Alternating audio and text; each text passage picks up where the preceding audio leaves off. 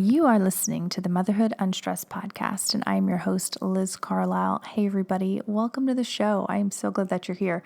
And if this is your first time tuning in, welcome. I'm so glad that you found the show and me and this community of people all over the world. It's incredible, and it's just growing every single month. It's so exciting. But I'm really excited to share this week's episode with you because I feel like we do a great job talking about women's issues, parenting, all sorts of health issues, but we don't really touch on men. But that's going to change today because I'm speaking with speaker, author, and coach Stefanos Sifandos. He is someone who is prominent in the online space talking about what it means to be a man in today's world and what is healthy masculinity and what is the shadow work that so many men need to do, whether, they're addicted to porn or they're just not able to connect to other men or they're just not really expressing who they really are because they've never asked the question. So Stefanos is an amazing presence in that space, helping men all over the world move fully into their power. And so what I like to ask him about on the show is how as we as women, the majority of the listeners here, can help our men to that end, how we can help them move out of the shadow, express who they really are, communicate with us and their friends and just everyone else in their life so that they can live a full life while they're here on earth. Don't have to be shut in and not able to express who you are for fear of rejection or shame. So we are diving into that topic. I think you're going to learn a lot. I think you're going to be able to empower your men through what Stefanos suggests. And it's a really interesting conversation that I'm really thrilled to share with you. If you would like to share it with your friends, please do so. It's super easy to do on iTunes or, share it to your Instagram stories and tell me what you liked about it. And of course, I'll tag you back so we can keep the conversation going. So without further ado, enjoy my conversation with Stefanos Sifandos. This episode is sponsored by Motherhood Unstressed CBD. This is the CBD line that I created last year with the intention of helping you, the listener, battle stress, anxiety, pain, inflammation, even help you sleep better. I've been loving all of the success stories that I've been getting back, and I've been trying to share out as many as I can on social media at Motherhood Unstressed. And it's because this is a product that's actually effective, and it's helping moms, especially all over the country, deal with these common issues that before maybe were, delegated to prescription drugs or, other coping mechanisms that aren't so healthy. So I'm just so excited to be able to put this out into the world, and I've been thrilled with the response. If you are interested in trying out CBD for the first time or maybe just trying a wonderful organic brand, you can find yours in select stores across the country or just pick it up at motherhoodunstressed.com. Well, hello, Stefanos. Welcome to the show. I am so excited to talk to you about masculinity and the new wave of masculinity as you see it and what you write about and talk about online. So welcome to the show. Thank you so much for having me. Super excited to be here. Yeah, so I'm just going to jump right in. What do you believe is the current state of healthy masculinity, and do you see it changing? Change is inevitable. I'll say this, change is inevitable, growth is optional. We're always going to change, whether we choose to grow with a change. It's completely up to us. What is the current state of masculinity? I feel that at a mainstream level, at a collective level, the current state of masculinity is confused.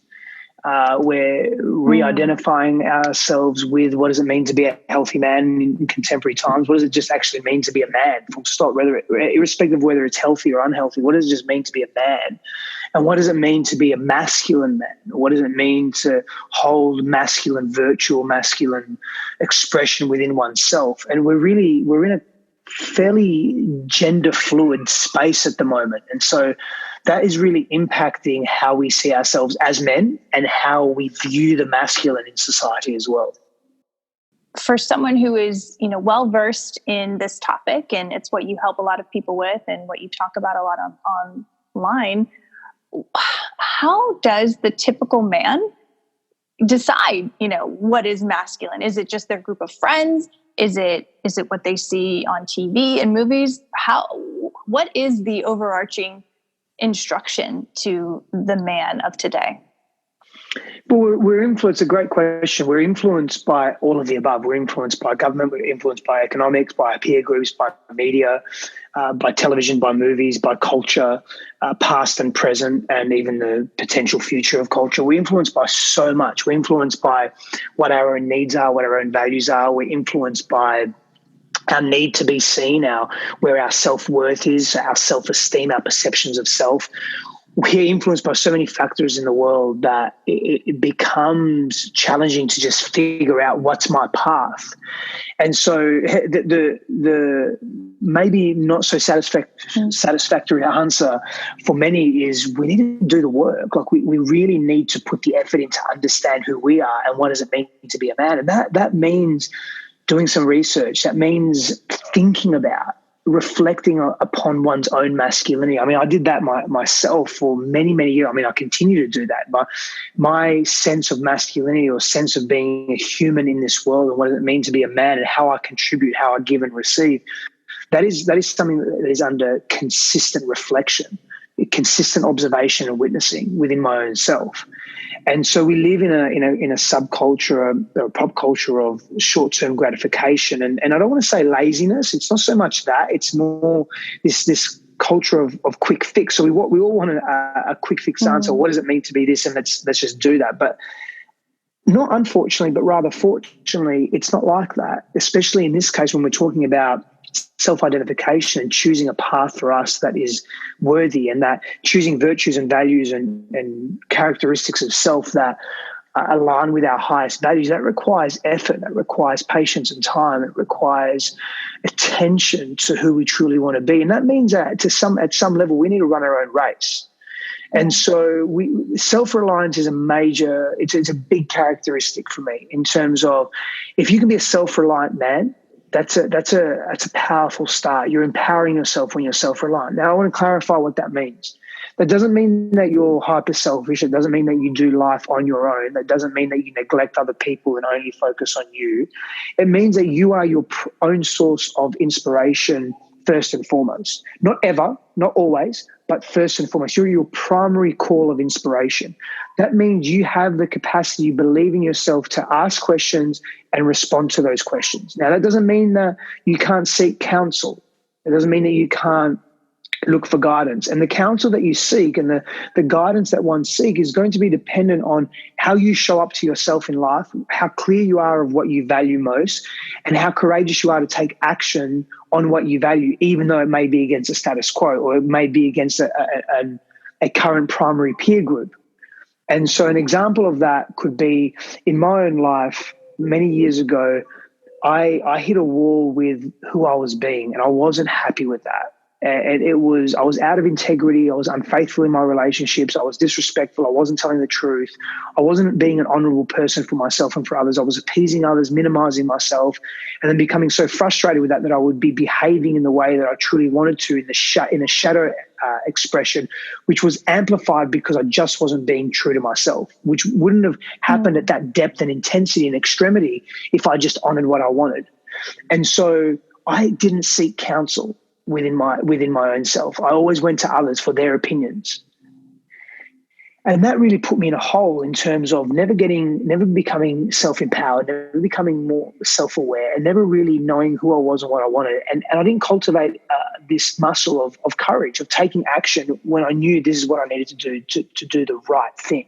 Right thing meaning what's in the greatest good for me and those around me. And I never took the time to go into that space. And once I did, I started making decisions that were tough. I let go of certain peer groups. I engaged in new ways of being in the world that were very foreign to me and very new, because I started to shift and reshape my belief systems, because I became more self-reliant. I looked to myself for that. I started trusting myself more, which was something that I really struggled with growing up, because I didn't have the trust of others, of my primary caregivers, essentially. And we deify our primary caregivers. We look up to them so deeply. And with such profoundness, and I carried that over, and I couldn't trust them. I didn't learn how to trust myself. And I'm not blaming my upbringing. If anything, my upbringing has been a blessing, because it's taken me where I am today. And the spectrum and range of experience that I've had because of that has been a true blessing. At the time, it was very painful. But now, upon retrospect and reflection, it's really been a beautiful thing for me.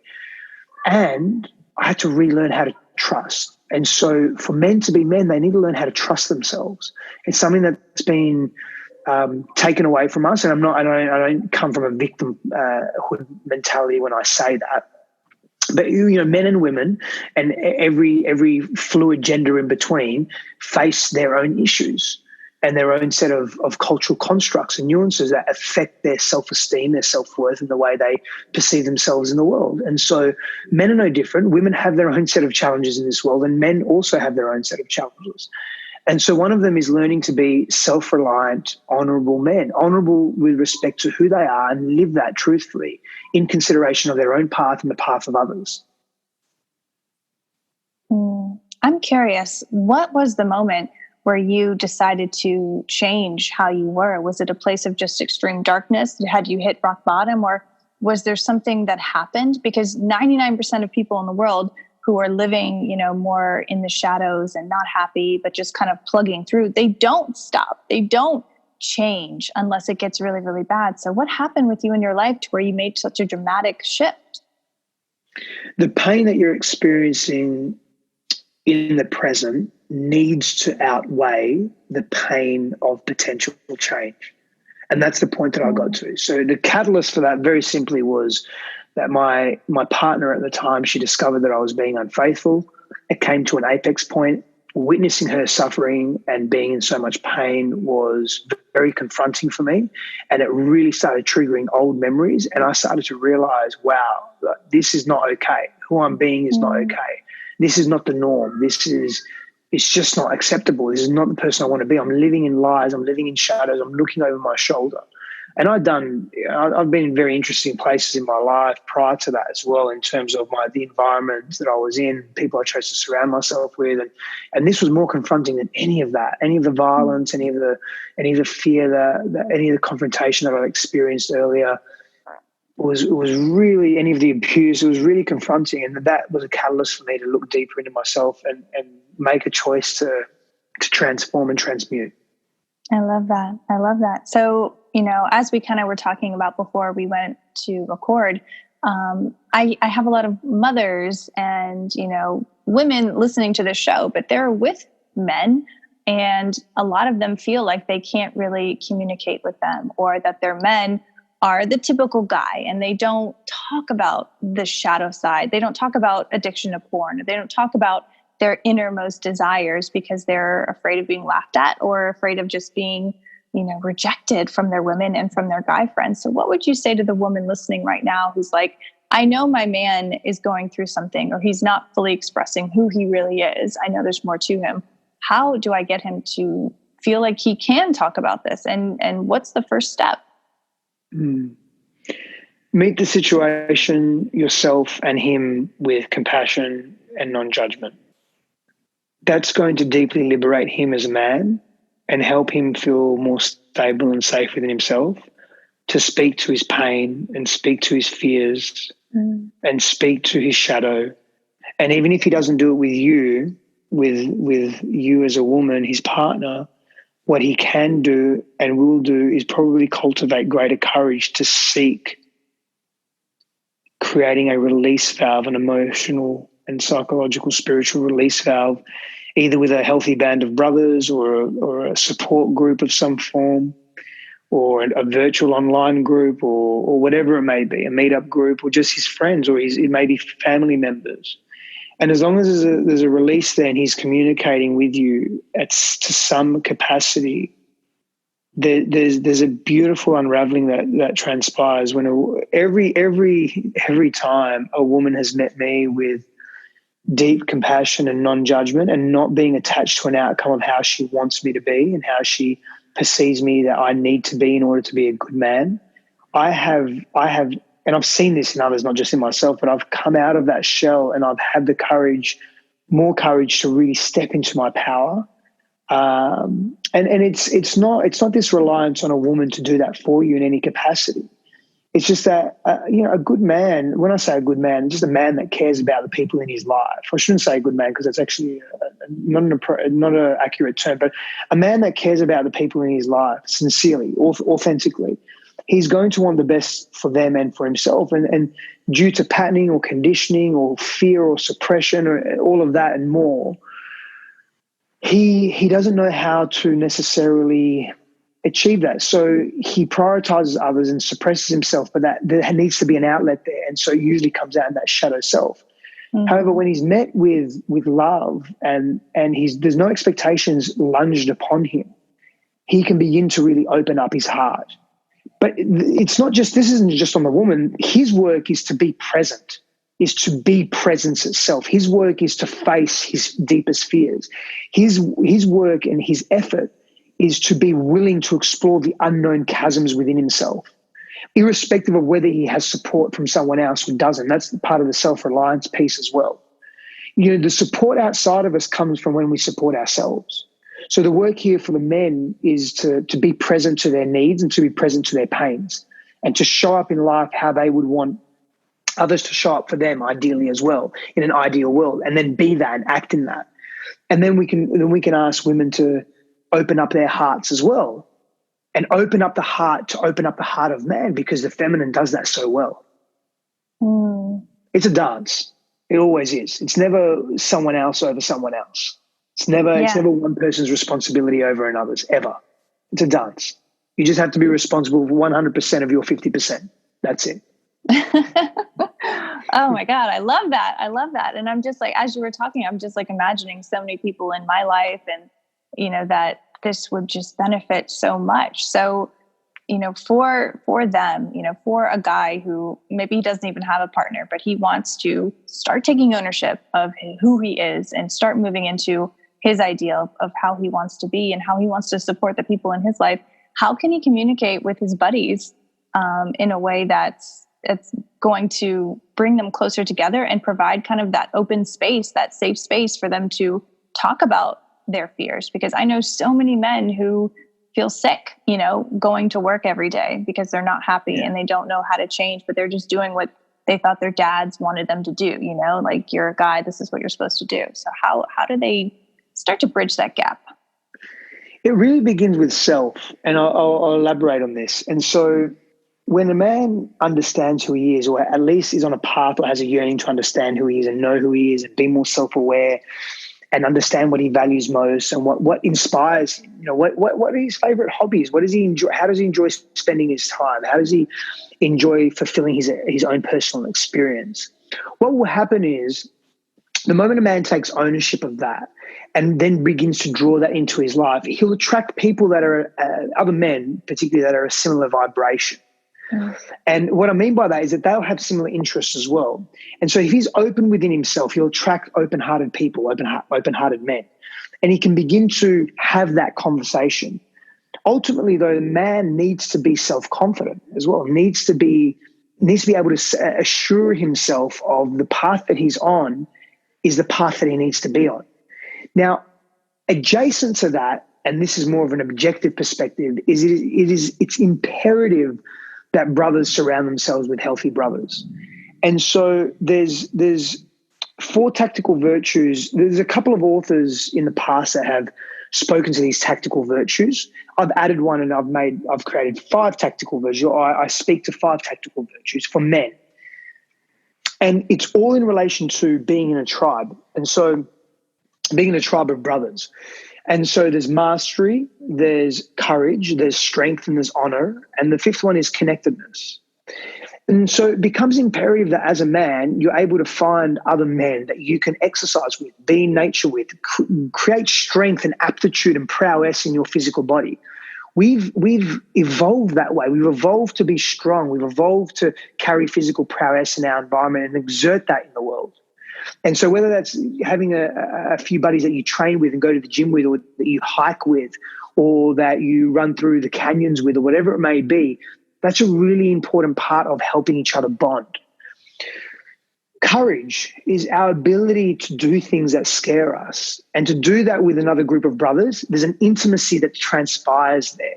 That's why when we look at war veterans, they're very attached to their friends and to their soldiers, to their soldier buddies, to their comrades, essentially. There's also another side to that, which is not so relevant now, but we could speak to that. But not so relevant now, but it's important that we actually bond deeper through challenge and trauma. So without having to take it to trauma and without having to be a soldier and be in warfare in any capacity, you can bond through challenge. And so whether that's, again, hard physical activity or taking a challenge on together as friends, maybe like an amazing race type challenge. And I'm being very serious here. This is really cool stuff. And it bonds you. It helps you know who you are. It helps you know more about you and about your friend. And so when we go, that's the courage component. And also just dive into the emotional self. Maybe ask that girl out that you've been wanting to ask out. Maybe apply to that job that you've really wanted to apply, but you think you haven't been good enough to apply. Go for it. Create that business, that entrepreneurial venture that you're really passionate about. Do it and have the support of your friends there. So it's courage, it's strength, mastery. Try new things and master what it is that you enjoy being good at. We lose that in today's society. Today's society, short-term gratification, quick fixes, and ease of access. Technology is taking away our ability to think for ourselves. And technology isn't bad. Technology is amazing. Look what we're doing now. We're reaching many, many people through this conversation. This is tech. I mean, everything's tech. A fork is technology. A pen is technology. Paper is technology. Everything's tech. A wisdom or a philosophy or an ethos or a framework is technology, essentially. So technology is necessary. It's just how we use it. And if we're over-reliant on anything, then we do become lazy. And so mastery is very important for maintaining a new sense of self and unpacking layers of who we are. And the honor part, this is really interesting. The honor part comes in how well can you do all of that? And how well can you execute your mastery in a group of men that need your assistance? So you may be good at something, they may be good at something. So if you're on a trek in the mountains, a 7-day adventure, for example, and I use the physical environmental elements as an example because men can really relate to that. And let's just say, you're really strong and you've got endurance. Maybe you can carry a little bit of extra weight, but your friend can't, but he's really good at lighting fires. I'm just giving you some examples, simple examples, but they really play a role. And so your honor comes in how can you show up in your group? And part of your self-identity is formed through your healthy band of brothers, how they challenge you, how you show up for them, how they show up for you, how they support you, how they communicate with you and how you communicate with them. And so the honor comes in that. And also not only your role in the group, but also are you honoring your skill sets? And then the connectedness piece comes in going deeper because we've evolved in a pro-social environment. We haven't evolved. No man is an island and no human being is an island. And so it's really important that women understand this as well because men feel very isolated. I have a private Facebook group called The Conscious Man. And one of the greatest concerns that men have in that group or the greatest pain points is they feel alone. They feel lonely and isolated. Verbatim, I'm saying that verbatim, they feel alone in the world. And so it's so important. This connectedness piece is so important and to meet each other with non-judgment. That doesn't mean not to challenge each other. It doesn't mean not to call each other out on each other's bullshit. But it's really important that women understand that as women face their own set of cultural or gender norms and issues, men also do. And for men, one of them is isolation and not having this ability to speak because it's deemed or perceived as weak. It's not having this ability to communicate or emote because it's perceived as being vulnerable, and vulnerability can be exposing ourselves, and that's a weakness, and we don't want to do that because we're meant to be the protectors and so forth and so forth. And so there's a lot to it. There's many layers to it. I don't want to keep talking because obviously I've been going for a few minutes now, but those tactical virtues are part of answering and responding to your original question as well. We have to take responsibility for ourselves as men. Absolutely. Absolutely. And I love that you covered how isolated men feel because I was just reading an article online that said the exact same thing. And it's, this extreme isolationism that's derived from men not being able to be vulnerable with guys that they don't really know and don't really trust. And it's putting them in a prison. And then their partners are suffering because of it, because their husbands and partners are miserable and they're sad. So I love that you touched on that because I think even just saying it and putting it out into the world, I mean, this podcast reaches countries all over the world. Women are nodding their heads and being like, okay, this is not just me. I'm not alone in this. Maybe I can talk to him about this and get him to see that, there are ways to move past this. This doesn't have to be our life for the rest of our time here. I love that. Correct. Yeah. Wow. So why do you think this work that you're doing is so important at this particular time in our existence?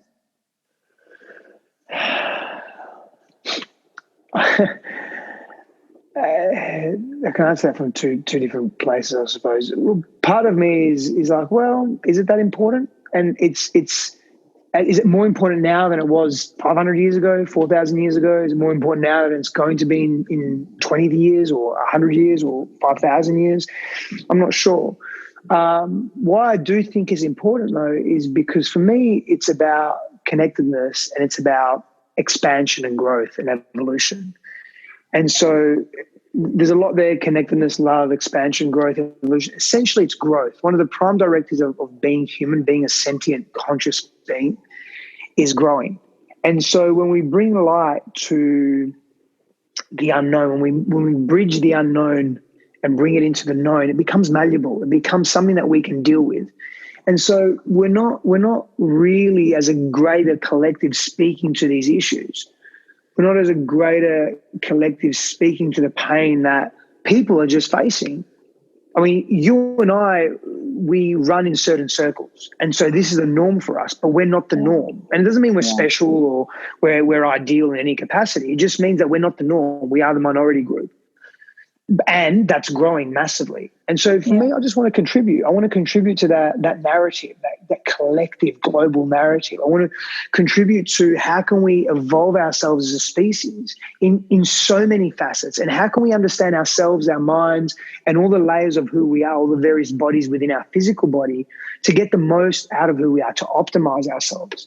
And so it's an important conversation. If I had to really answer that directly, potentially our environment, our physical environment, our natural ecology is at threat, not like it's never been before, but the threat that it's under is at a point that has been caused, I don't want to say massively, but a great deal by human interference or human interaction.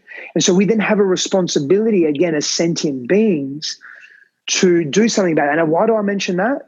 A number of reasons. But the first is that no Earth, no conversation. This what we're doing now doesn't exist if our Earth is in turmoil, because we can't survive physically. And it's our physicality that in some capacity is a vehicle for consciousness expressed, for ideas expressed, creativity, love, relationships, technology, building, advancements, all of that, civilization, right? And so we're sort of at the precipice of that right now. And part of my background is sustainability, ecology, and so forth, amongst my background in psychology, behavioral science, and that. And so something I'm very passionate about, and something I'm deeply inspired by is, and I feel that if we can make a dent at a grassroots level and from a top-down approach as well, in terms of speaking to a broader narrative and a greater collective, whilst also inspiring individuals to be different in the world, then we're slowly making impact. And we're maybe not even slowly, but we're making impact, and we're creating transformation that's meaningful and massive on a massive scale. That's Absolutely. Maybe why this conversation is super important right now. And man's role in that as well, the masculine's role in that. Right. Because when you think about sustainability and Mother Earth, it's a very feminine feeling to it. But I think it goes back to the very beginning of our talk, in that, the man to be the type of person that he wants to be. Once you start doing that, taking those baby steps, you start to notice everything else that is going on in your life. And that includes how you are in the world and the environment. I mean, it's like, it's that ripple effect that starts happening. So you're right. Like it's all connected, Yeah, definitely. So, from everything that we've covered, all the different topics during this talk, what do you want your biggest takeaway to be for our listeners? It's a really powerful question. For me, it's powerful because we can go so many ways, and sometimes we have to go all the ways. We just have to go everywhere, and other times we just have to really focus. I want to come back to that non-judgment and compassion, because I know you said many of your listeners are women, of course, and in their feminine. And there's something about being patient in your relationship whilst still honoring yourself. And that is a tremendous art and skill to master. And so I would ask that be patient with your men and also set your healthy boundaries. Don't be taken advantage of. Know what your worth is. You do your work in that space and be patient. Just as conscious men that are coming into a greater awareness of their own selves and a greater unity consciousness and moving into deeper levels of inclusivity and so forth, we have to show up a particular way and acknowledge what's happened in the past, the suppression, the oppression, the inauthentic, incongruent, autocratic, subjugating power struggles that have taken place. And we have to, it's not about, we have to be responsible for that. It's not about us feeling guilty about that. It's us feeling the remorse around that and knowing that how we've behaved has not been ethical and has not been equitable and fair. And so that's our role as men. And for women, it's, can you meet that with forgiveness and patience and acceptance for the men that really are doing the work? And it's a hard ask. I really get that. I've done a number of different videos on this and written to this extensively. And it's a hard ask, but I'm so humbled when I see women that are coming out into the world publicly and saying, we forgive you and we trust you and we love you and we want you to hold us. And it doesn't mean that we're incapable. It doesn't mean that we're weak and meek and passive. It doesn't mean that we can't look after ourselves. It just means that we want healthy masculine men holding a safe container and being powerful in their masculine. And for that to unravel and occur, it's so important that the feminine can be patient and graceful and nurturing and do what she does best, which is all of the above and so much more. That's what I think. That's what a massive takeaway is not putting the past to rest, but forgiving the past, and we all forgiving ourselves, forgiving systemic action, forgiving the greater collective, forgiving individuals, and that's an inside job. And there's a lot of, again, liberation and freedom in that. Yeah, it's confronting it and then healing it at the same time. I love it. Yeah, so good. We could go on and on, really, but I always end with some rapid fire questions. If you're ready. Yeah, of course. Okay, just fill in the blank here. Yeah. Masculinity is willing. I'm grateful for this conversation. Me too. And what's something that you've learned in life that you wish someone would have told you earlier on? It's okay to be scared, and it's okay to have fear in your life. I love it. And honestly, I was going to say this before and then I forgot, but just having someone who, as friend as it sounds, who looks like you and who sounds like you, as well spoken as you are, to talk about this kind of thing, I think is absolutely transformative. I'm so glad that the universe put your consciousness in your body, because you are the perfect person to bring this to the masses. I think, the typical guy will look at you and actually listen, because you are so, you look at you look like a Spartan warrior. So it's so perfect. It's true. I appreciate the compliment. Thank you so much. It's true. It's too perfect. So for our listeners who now are very curious as to what you look like, how can they find you online? So my social media handles are Stefanos Sifandos, and my website is stefanossifandos.com, and my other main website is reclaimyourkingdom.com, and you can find me all over the place there. Yeah. I love it. I love it. I love this conversation. I'm grateful for this conversation. I'm grateful for you and the work that you're doing, the healing that you're doing in the world. So thank you. Thank you for sharing your light. Thank you so much. I deeply appreciate your time and your energy as well. Thank you. Thanks. You have been listening to the Motherhood Unstressed podcast, and I'm your host, Liz Carlisle. Thank you so much for tuning in. If you haven't already, please leave us a review on iTunes. It does so much for the show, and I think it'll make you feel good too. To spread the love. If you feel like a friend could benefit from hearing this episode in particular, please share it with them and tag us on your Instagram stories at Motherhood Unstressed. I want to see where you are in the world when you're listening to this show so we can all feel more connected in this beautiful community that we've created. Thanks, guys.